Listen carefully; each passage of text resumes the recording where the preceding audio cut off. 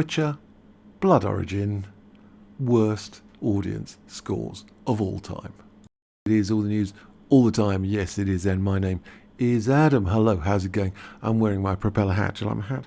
I've got my propeller hat on today because I wear the propeller hat when I have to talk about people who are hard of thinking. That is right. Why are we looking at people who are hard of thinking today? Well, we're talking about The Witcher, Blood Origin. There it is. And it is reportedly Netflix's worst audience score of all time. A round of applause to Netflix. It's the worst audience score of all time. Congratulations. Legendary work by your good selves. Viewers aren't impressed by The Witcher, Blood Origin. No, and nor was I. It was awful.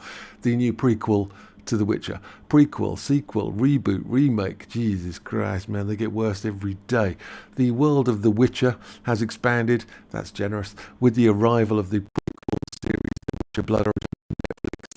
The show is going to be a rough landing, is the understatement of the year.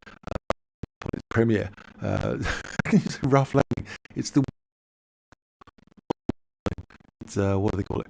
10% for the audience score, 10%. Jesus Christ. And that's just appalling. Set more than 1,000 years before the events of The Witcher Blood Origin debuted on Christmas Day, well, there's a present for us all, with the limited series consisting of 4 episodes, which is 4 too many. It explored the creation of the first Witcher, along with the events leading up to the conjunction of the spheres. There's a phrase for you, which means nothing. While The Witcher has boasted strong critical and audience scores with its first 2 seasons, well, it had a really good first season, and then the second season turned into a female-driven soap opera. The same can't be said for the prequel Blood Origin, which has premiered with a rotten score of 38% on Rotten Tomatoes. If I look at Rotten Tomatoes right now, this is 28th of December. Let's have a little look. See, it's not gone well for The Witcher Blood Origin. It's down from 38 to 33%, and the audience score is now in, and it's at an appalling, a risible, a downright, a terrible, a 10%. It doesn't get much better unless Amber Heard is in the cast. So this is what we're left with, 33% and 10%, which maths fans may come up with 43% in total out of 200.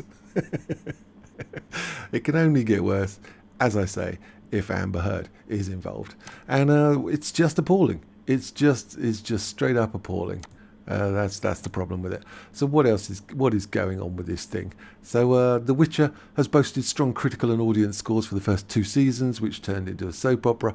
Blood Origin premiered with 38, now 33 on the Rotten meter to Rotten Tomatoes, with most critics pelting the series with bad reviews.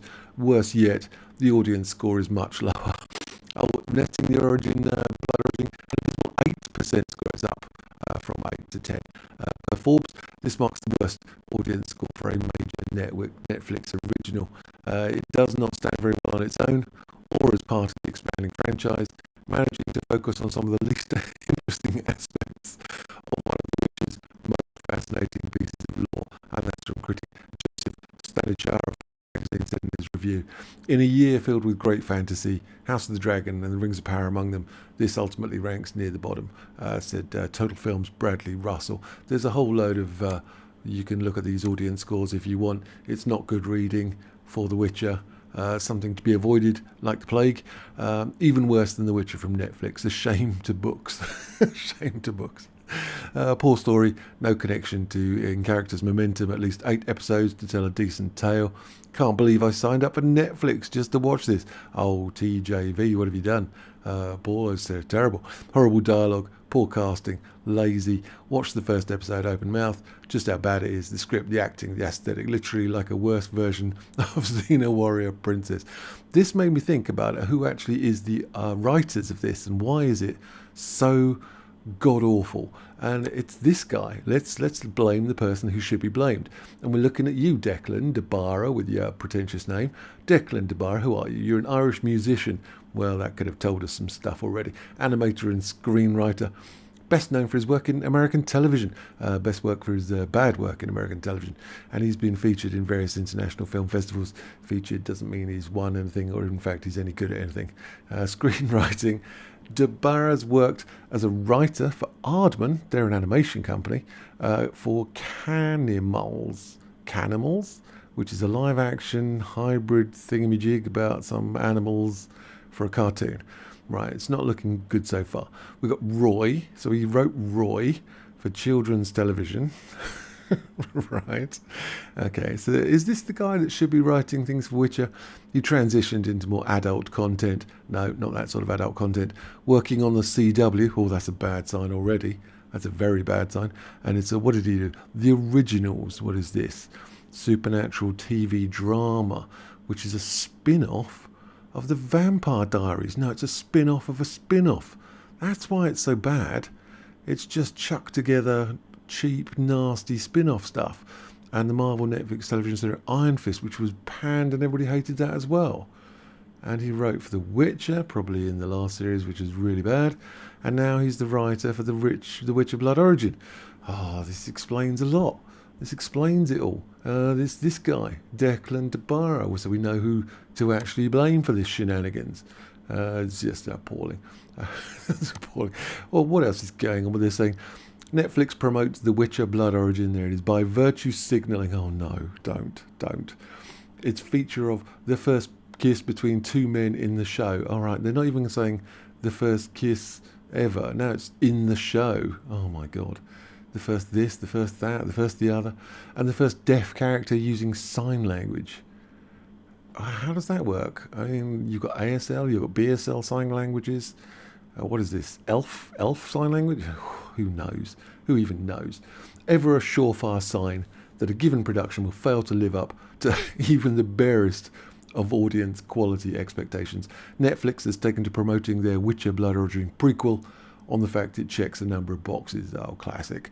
The old classic woke ticking boxes. You can't go wrong with that. Everybody loves that. A one-off miniseries taking place 1,200 years before the events of Geralt's adventures in the core. The Witcher series, The Blood Origin, sets out to tell the story of the conjunction of the spheres. Oh, that's my favourite sentence so far. A cataclysmic event which results in a series setting being seeded with both extra-normal creatures and the concept of magic. Extra-normal, paranormal, supernormal, hypernormal. Okay. And then we have Hebe Birdsall as Katrin. There she is, and she was just average as well. Notably, though, Netflix core The Witcher Show serves an adaptation, in the loosest sense of the word, of, I can't pronounce his name, Andrei Sapkowski's original novel, series of the same name. Blood Origin features a completely original story written by Netflix's production team under the supervision of showrunner Declan Dabara. I don't think it's written by the Netflix production team. I think they're a production team. I think it's written by showrunner Declan Dabara, because the real showrunner is Lauren Hisrich. So I'm still blaming this guy. Rather than some unknown team who he's trying to blame for their shenanigans. Anyway, unfortunately for Netflix, unsurprisingly, taking note that Netflix has lost 50% of its share value in the last year, some might say through their woke content.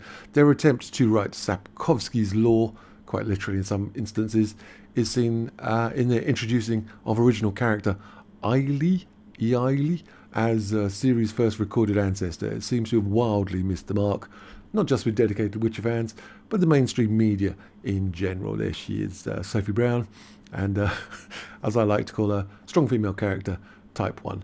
Prior to the series' general release on Christmas Day, mainstream media critics who had received early access to the series near universally found themselves disappointed with the Origins quality, and many ultimately writing off it as a pale imitation of the core series. Well, that's what you get if you get this Declan guy who writes TV spin-off programs to write a TV spin-off program. It's cheap, it's nasty, it's lazy, and all the tropes. This strong female character, she can easily beat up hordes of bad guys in full armour because she's a woman. That's just how it works. Doesn't she kill seven armed men in one go with her ninja skills? Not using any magic, just because she's a woman, and that's how it works. Which is It's just amazing. I can give you 1,000. Oh The god. casts are insane. The action. I'm not sure being insane is actually that helpful in life generally. Fierce, made up generally. It's got Michelle Yeoh. Yeah, I bet she's regretting life. It's got Michelle Yeoh, I'm sure she's regretting getting involved. who is, I mean, you already know that, but she's just incredible. Oh, we got some sign language. Is that BSL or ASL or ESL? Part of the lore of The Witcher that hasn't been Not been explored before. There are monsters like Monsters, CG monsters that are completely unbelievable. It has the first Oh, dear. kiss between two men in the show. Costumes, Costumes are divine. fine. The makeup, the hair. Bon appetit. Bon appetit. Mange tout, Rodney. Mange tout. Mange tout, mange tout, Rodney. I don't know what's going on with this. It's appalling. We got some little clips that I wanted to show you. So it all starts off upside down in the middle of a battlefield. It's all going quite well so far. I'm quite liking it. And then it all just goes horribly wrong already. Minnie Driver turns up outside a polystyrene Stonehenge, which they knocked together in about half an hour. And she's got pointy ears and a lot of Botox going on. And then we have our strong female character, Type 1, who turns up, and she's completely Mary Sue. She can do anything. Nothing can stop her. And here we see her defeating seven armed bad guys in a matter of seconds, because she is, of course, a Mary Sue, and nothing can stop her, even though she's about 100 pounds soaking wet, and these guys are much bigger than her in armour with weapons. But yeah, okay, fine. What about the next series of The Witcher? Is this going to be just as bad, considering how bad that has got? And Henry Cavill has done the right thing. He has walked away from this shambles. He's run as fast as he could run away. And unfortunately, Liam Hemsworth, you know that guy, he's coming in to take over the role. Is that wise for him? Is it wise? Because I really don't think it is. But then Liam Hemsworth has done some appalling films. So maybe that's his shtick. Some fans have said they will boycott the new season without Cavill as Geralt, but others say they'll give the new actor a chance. Talking about his track record, it's not good. I'm looking, it's not good. At this point, it's too early to tell how fans will react when the main series moves forward without its lead star, but it's not looking good at all. Well, let me know your thoughts, and like and subscribe if you found anything interesting. More movie news coming up soon, and I will catch you guys later.